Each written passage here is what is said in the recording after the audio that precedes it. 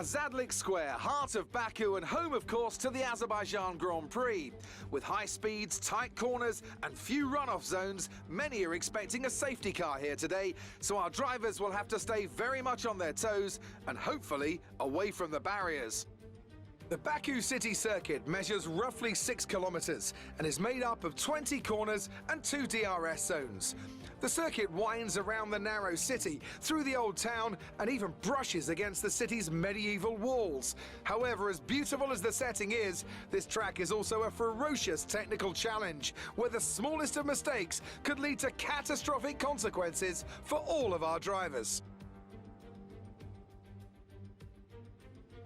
And I'm joined once again by Anthony Davidson to bring you the lowdown for today's race. Why don't we talk about Ferrari? We have a number of changes to the aerodynamic regulations this year, and the signs haven't looked good for them so far in terms of getting to grips with those changes. It doesn't look promising for them so far.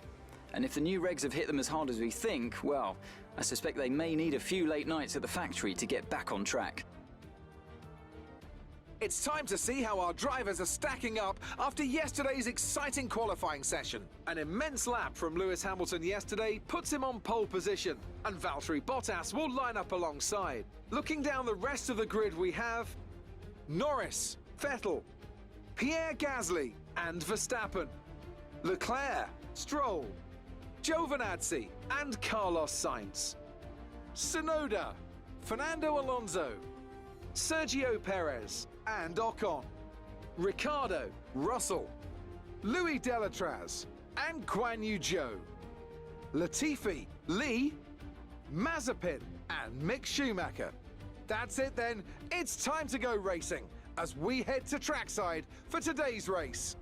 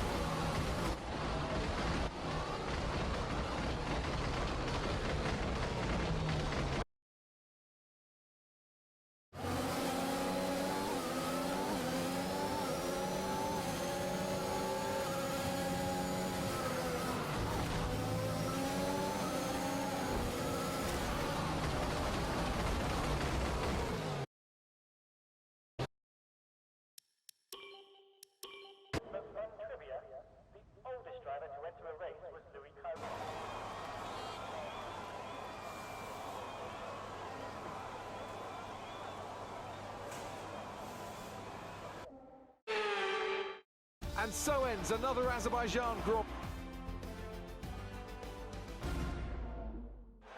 So after a magnificent race, we can now see the drivers making...